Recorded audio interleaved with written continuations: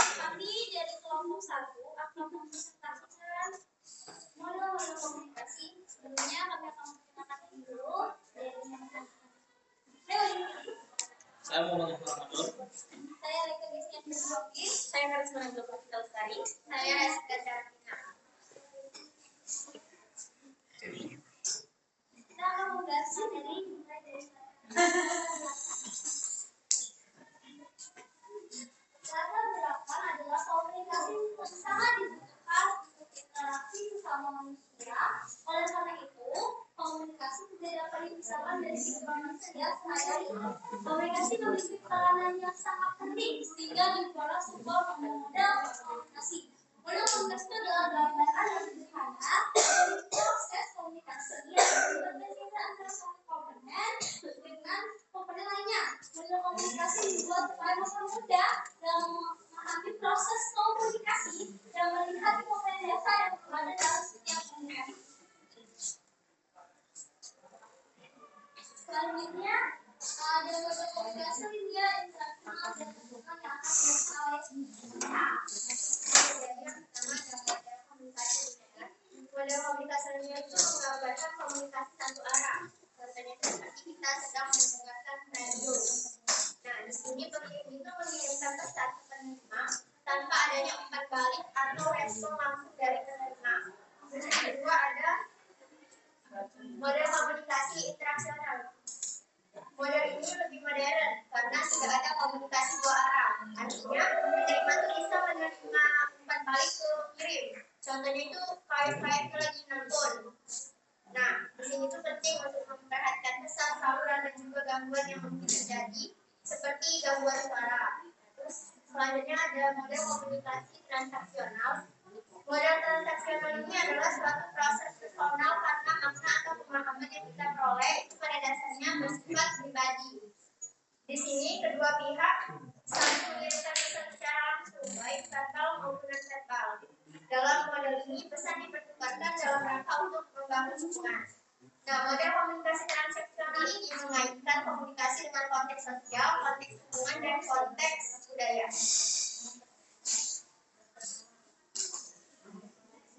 Kita akan mendengarkan materi yaitu model komunikasi on, reverse, from, dan verbal yang dibuat oleh Williams. Oke, baiklah saya akan melanjutkan model-model komunikasi tadi yang telah dijelaskan kita, yaitu termasuk dalam model komunikasi Shannon dan reverse, trend dan verbal. Jadi yang pertama itu adalah model Shannon dan reverse tahun 1949. Jadi model ini itu berfokus kepada proses pemasyarakatan pesan.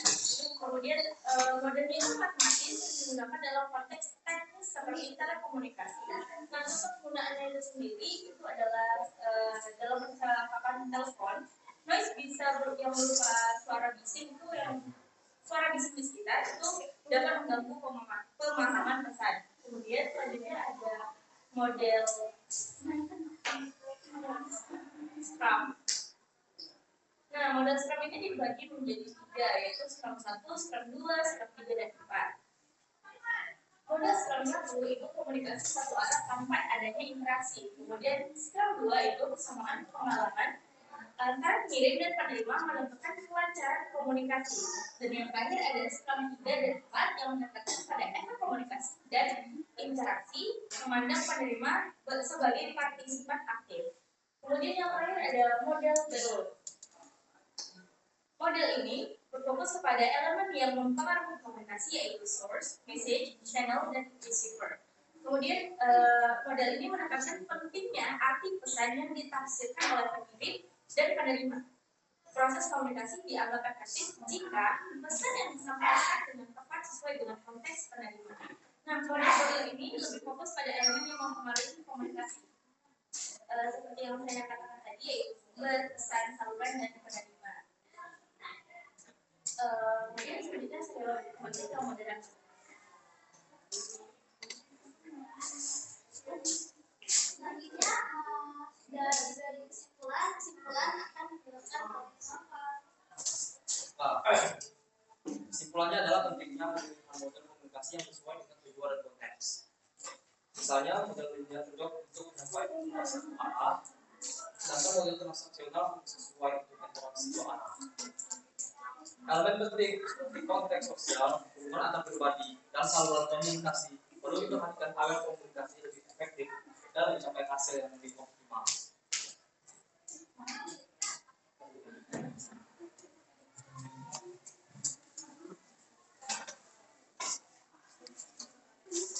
Cara gunakan metode komunikasi yang tepat sesuai situasi seperti wajibnya untuk menyampaikan informasi satu arah sesuai internasional atau transaksional untuk komunikasi dua arah. Penting juga untuk mengantisipasi gangguan atau noise agar bisa disampaikan dengan jelas dan efektif. Selain itu, perlu memberi ruang bagi umpan balik, terutama dalam komunikasi dua arah untuk memastikan pemahaman yang lebih baik.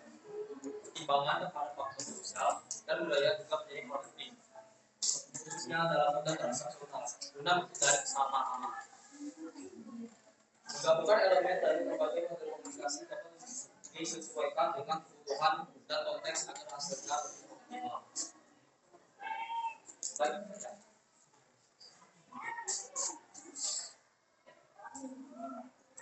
Terima kasih sudah kemudian, tapi sebelum itu bagi teman-teman semua ada 4 pertanyaan. Kami membuka sesi pertanyaan dan hanya cukup 2 pertanyaan.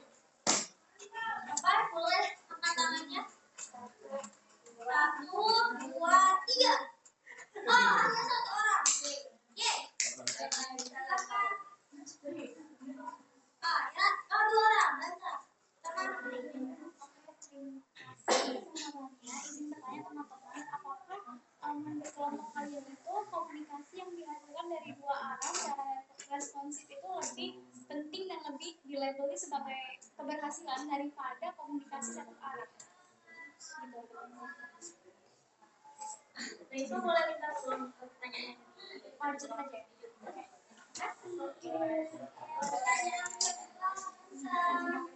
Oke, terima kasih kelompok 1 aktivitas. Kan tadi ada model komunikasi itu ada Shannon, Weber, Kahn, dan Berlow. Pertanyaan aku yang pertama,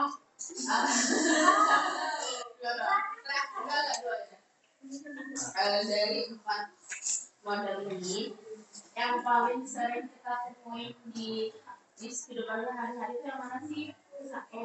Terus yang kedua, apa perbedaan yang menonjol dari 4 model komunikasi ini? Terima kasih. Oke teman-teman, untuk menjawab pertanyaan tadi kami perlu berdiskusi terlebih dahulu. Baiklah teman-teman, dari hasil diskusi bersama, yang menjawab pertanyaan berikutnya. Nah, tadi pertanyaannya adalah apakah komunikasi yang menuju pada 2 arah atau responsif? Responsif itu lebih mengarah kepada keberhasilan dalam lingkup komunikasi daripada komunikasi satu arah. Jawabannya ya, lebih dari satu arah. Ada beberapa alasan. Yang pertama, peningkatan pemahaman. Yang kedua, pemberian yang penerimaan balik. Yang ketiga, membangun kepercayaan dan hubungan yang baik. Yang keempat, kolaborasi dan partisipasi aktif. Yang kelima, penyelesaian yang lebih cepat. Tapi dalam situasi tertentu seperti penyampaian informasi massal atau pengumuman publik, itu komunikasi satu arah tetap lebih efektif dibandingkan yang responsif karena tidak membutuhkan dialog atau umpan balik. Meski begitu, dalam beberapa situasi yang melibatkan hubungan manusia atau variatif, tapi responsif lebih unggul. Jadi emang kayak semua dari responsif atau satu arah itu ada keunggulannya masing-masing dan kegunaannya masing-masing. Tapi kalau dibandingkan tetap lebih unggul yang responsif. Terima kasih. Oh ya. Pertanyaan yang kedua dijawab oleh kita. Pertanyaan dari Rasa yang pertama. Yang pertama di antara model komunikasi yang ketiga model komunikasi itu yang mana yang paling sering digunakan dalam kehidupan sehari-hari? Jadi menurut kami yang paling sering digunakan sehari-hari itu model Scrum, karena model Scrum ini memang paling relevan untuk menggunakan komunikasi kita sehari-hari. Dalam model itu ada konsep feedback atau umpan balik yang memungkinkan adanya percakapan yang lebih interaktif. Jadi pengirim dan penerima itu Satu bisa saling merespon yang membuat komunikasi terasa lebih selanjutnya itu model strategi lebih terasa karena yang menggambarkan komunikasi yang saling merespon yang diterapkan dalam Baiklah, saya akan jawab pertanyaan yang kedua, yaitu apa perbedaan yang paling muncul antara tiga model tersebut. Jadi untuk perbedaan yang paling muncul itu yang pertama, Jennifer itu fokus pada transmisi pesan secara linier, mengidentifikasi noise tanpa feedback. Kemudian yang Scrum itu menekankan komunikasi dua arah dengan feedback dan tentunya pemahaman bersama. Kemudian yang terakhir itu adalah Belo, menjelaskan elemen-elemen komunikasi secara rinci dan pengaruh faktor personal, namun tidak menekankan feedback. Jadi kalau yang saya tangkap dari sini adalah model Shannon dan Weaver sama Belo itu tuh menekankan feedback, sedangkan kalau model Scrum itu tidak iya betul. Kalau balik maaf, sorry. Maksudnya Shannon dan Weaver itu sama Belo itu tidak menekankan feedback dan Scrum itu menekankan feedback gitu. Jadi setiap model itu memiliki keunikannya tersendiri.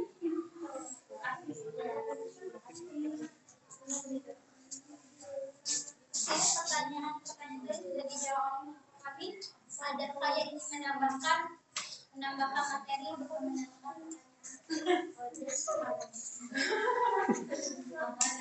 aman ya, semuanya paham ya? Aman. Paham nggak? Paham.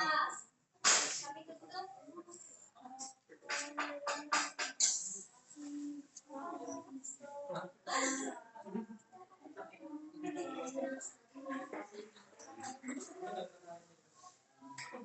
Jangan bawa kata-kata di kita pakai.